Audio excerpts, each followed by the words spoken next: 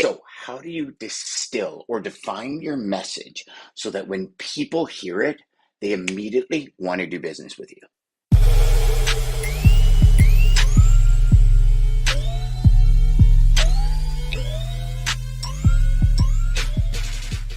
All right, my friend. Over the last little while, I've been doing a lot of coaching, meaning I've acquired some new coaches, and I started really digging deep into clarifying our message, right?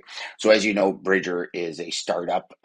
We're developing the ultimate CRM for the logistics sales professional, and in doing so, we have to almost re-educate ourselves on the sales process. Now, some of you might be thinking, Dan, re-educate yourself on the sales process.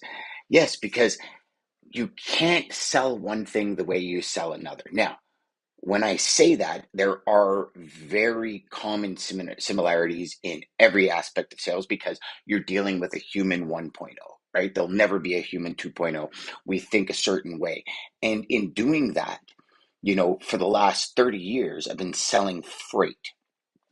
And I understood my definitions and I understood my sentences and my clarity and how to deliver the value when it comes to freight.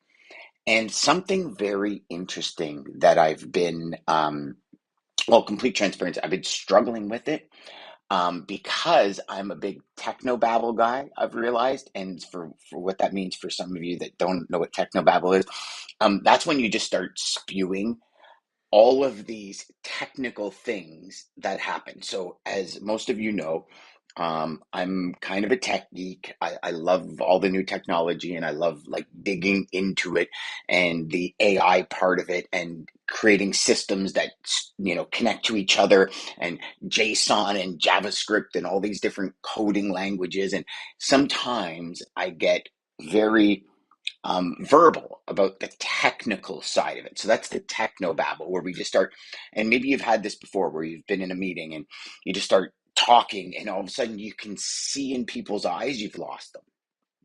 And this happens a lot from stage, and this happens a lot when I speak at events where I have to be very, very conscious of the words I'm using. I have to distill them down, define them down to the words that move people mentally, physically, emotionally. And what that means is we have to go beyond things like USP, FAB. So for those of you that it's unique selling positions and feature advantage benefit kind of statements. And this has been probably one of the most difficult things for me to do. And I've got in my iPad here, I've got pages and pages of notes, probably 6 or 7 pages of notes trying to distill down 5 points about the system that can add benefit, like value. So I call these benefit statements. I mean, if you Google right now, you'll see millions, probably hundreds of millions of different posts about how to distill that message. And so I think today, more than ever, right? Looking at our industry, looking at the economic environment, looking at the market and what's coming down the pipe and that next kind of curve that we're going to need to flatten. I believe now more than ever, your message is one of the most important pieces of the puzzle. There's a lot of great people out there that come into your company and do, all the storytelling and define your message. And I think if there's one place where sales reps, where managers, where executives have to get better, it's at the messaging. And I can share that with you because I've done so many different courses on sales training, on marketing and everything. And what it all comes down to is, some of the structures that we push forward with Bridger and with high performance logistics sales, and that we push forward in this podcast are, your ICP. So understanding your ideal client profile is the nucleus of defining your message, right? And I'm sure um, this is not something new to you, right? That you understand this.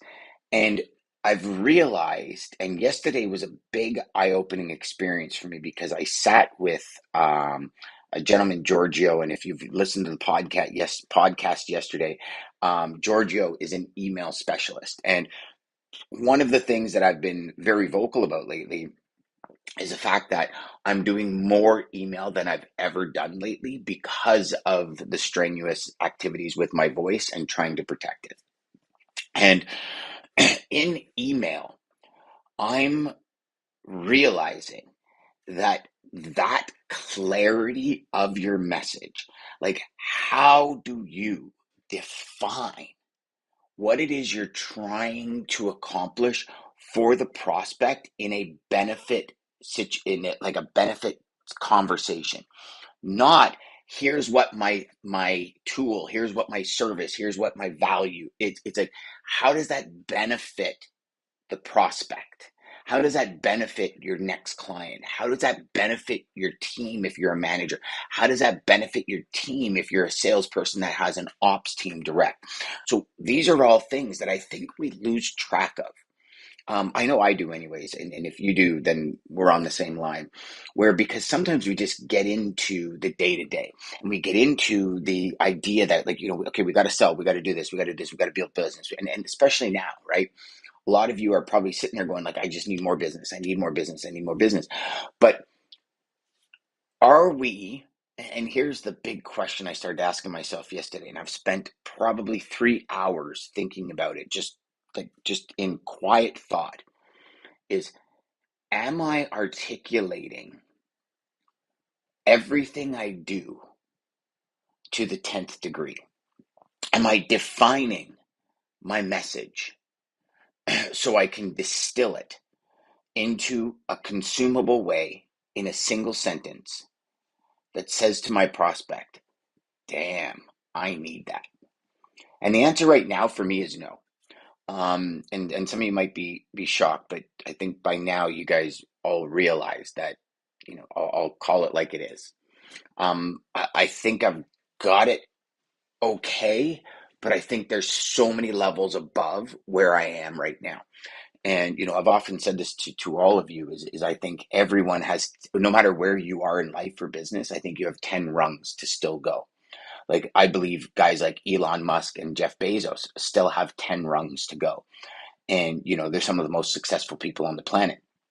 But I do believe we have this. And what it is how do we find it? And I'm not going to get into how we find it on this podcast because still don't know. I'm still working through that, right? I'm speaking to a lot of people. Some of you that I know, if you're watching this, I'll be reaching out to you as well, because I think that defining your message piece is going to be one of the most critical pieces, not only now, but in the future. Because the more and more we look at it, right? It's like if we go back to kind of ads at the beginning of social media, they were gangbusters, man. They converted like crazy. Now there's so much noise that your ads have to be on point, on target in order to kind of give you any ROI. And if we take that analogy and we shift it over to our market, right? Increased calls, increased emails, the volume of stuff that's kind of flying at us daily is increasing exponentially. But yet we still operate with the same paradigms or the same processes as humans did eons ago. And so that message is what's really going to break through the fog, the smoke, the clouds, the noise in the market, and any market you're in. So if you're not in logistics and you're listening to this podcast, the reality is every market, it's distilling that message, right? It's really understanding your ICP and distilling that message. And so a couple of things that I learned yesterday that I'm working on. And the biggest one for me was, we're looking at the system bridger, and there's 15, 16, 17 pieces of this system that are killer for sales reps to utilize daily, to help them improve, to move faster, to scale their business, to land more prospect. Like all of this is in there. And I can go into the dozens of techno babble things. And when I got asked one question, okay, what are the top 5 things? Even give me 7, he said, that will change people's lives. And I was like, ooh, how do I choose? And this was my big question. So my first order of business was taking everything that matters, that I perceive as matters. And here's where sometimes that clarity gets distorted for us is we think things matter that don't really matter to prospects, right? And I can tell you, when you start looking at the value you bring to the table, when you start breaking down with your customers, like, okay, why do you use me? What is it that you like? How is it that you like? What is it that you do? And you know what? That just gave me a great idea. Um, um,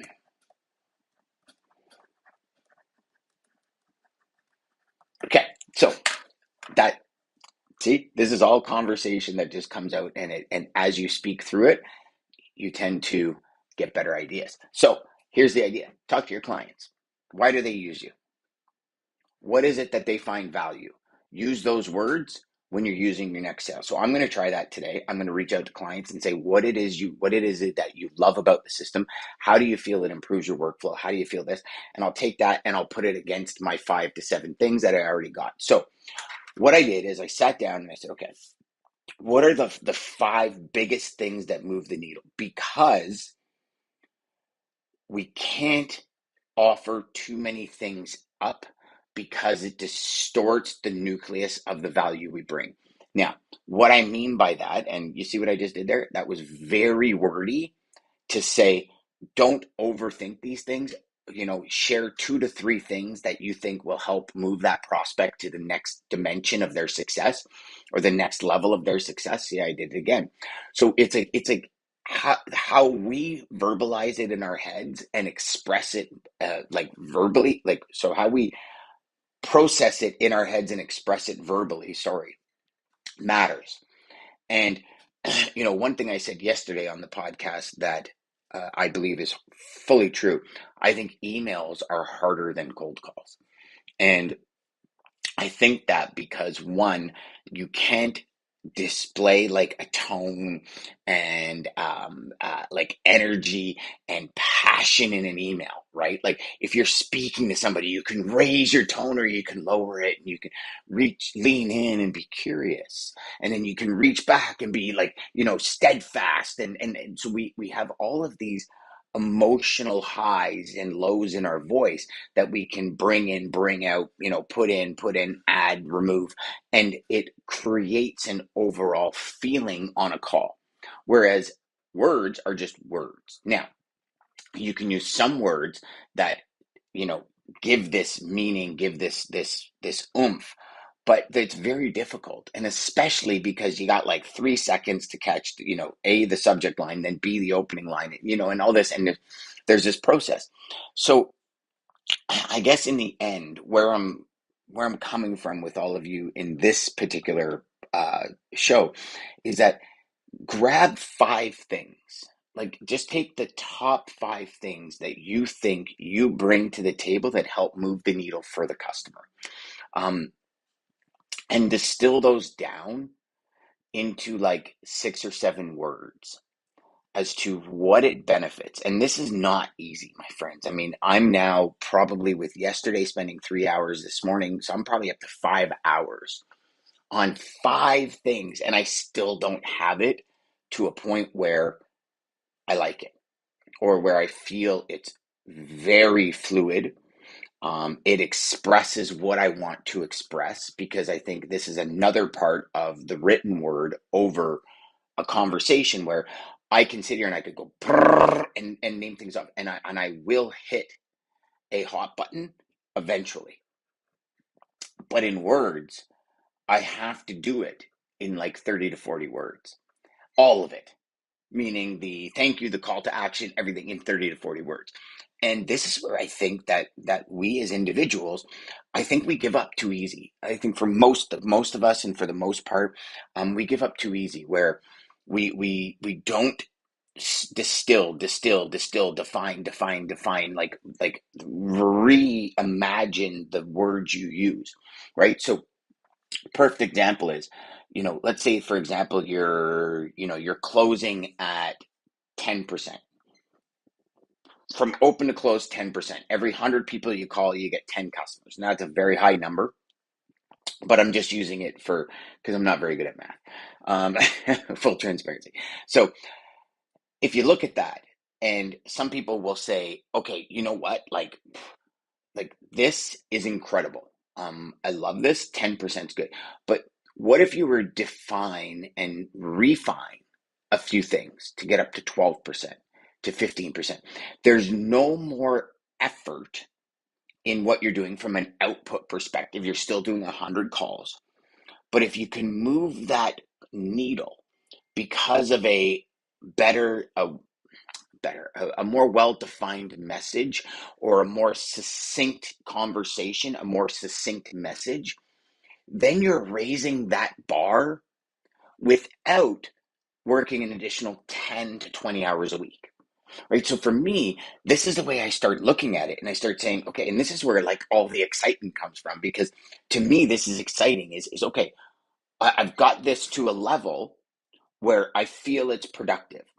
How do I raise that bar, but not raise my output, right? Because at a certain point, like, for me, for example, we're talking 6 to probably 6 p.m. So I'm already doing 12 to 16, even 17 hours a day, because sometimes I'll sit in bed at night and I'll just work until 1 o'clock in the morning because I got ideas and things are flowing, and I'll just let it come out. And this was one thing that I learned from Wayne Dyer, God bless his soul, a long time ago, was when these ideas hit you, you run with them right away.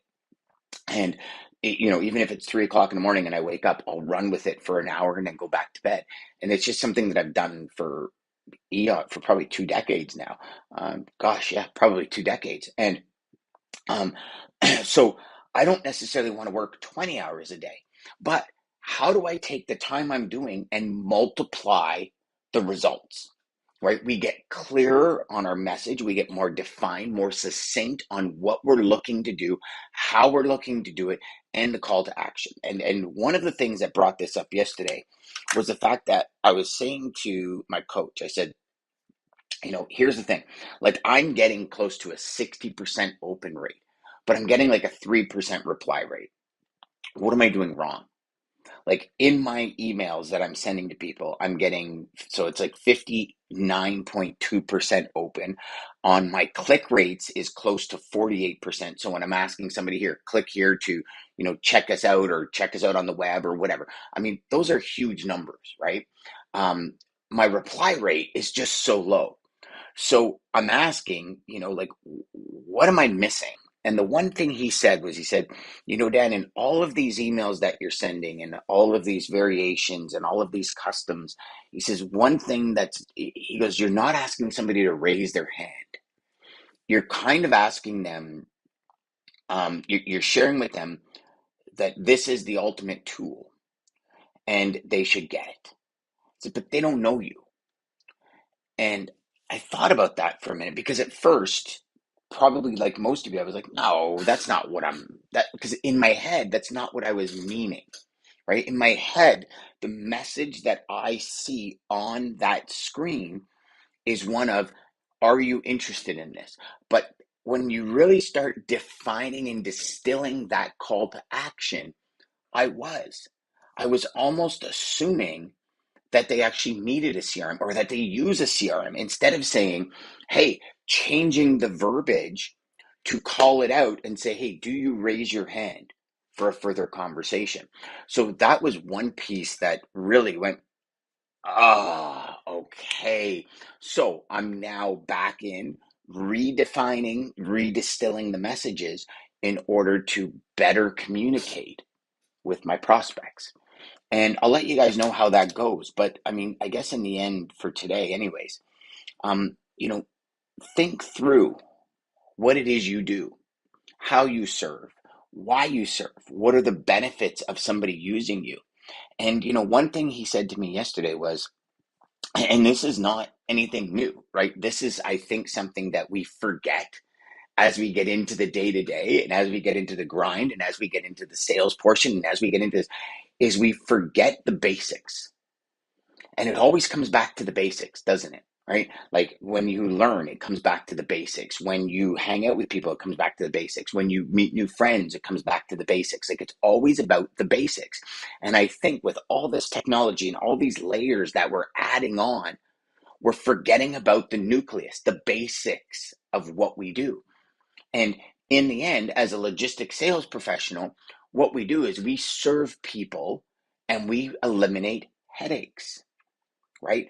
We bring their product to market in a way that fulfills their needs, goals, mandates, and their desires. So by doing that, that's the basics. So we stick to that. And when he said that, when he said, like, okay, so why would somebody use you over another system? And I went, oh, well, because of this, this, and this. And he says, okay, but other systems do that. I'm like, well, because of this, this, and this. And he's like, okay, haven't heard of other systems doing that. That's pretty good. Do you lead with that? And I go, oh, no, no, I lead with this. And he goes, okay, but you're leading with generic. You're not leading that distilled message. And I thought that was very interesting because it stopped me in my tracks. And I went, oh my gosh, I'm not. Like it's a really big learning curve. And I think it's a learning curve that we all should practice all the time. Like, I don't know, and I'm at the point where I'm thinking, never be satisfied with the message. Refine it, refine it, refine it, refine it until you can't refine it anymore, and then refine it again. And I think, in the end, the more we refine, the more we bring that, you know, clear distinction of what we do to the market, I think the more we'll attract our ideal customers. So that's it for today, my friends. But something to think about, and I encourage you to really take today's show and rewatch it, re-listen to it, because that definition, I think, will be part of a new beginning for you, a new era of distilling and refining and becoming the person you were meant to be in this industry. So I hope that helps, my friends. I know it actually helped me a lot just by speaking it and kind of having it down. I'm going to write some notes down after the show, and I'm going to get to work on it. Until next time, my friends, remember, go out there, make every call educational, and crush your sales. Define your message, distill that message to the most powerful 6 to 10 words you possibly can. Until tomorrow, my friends, take care.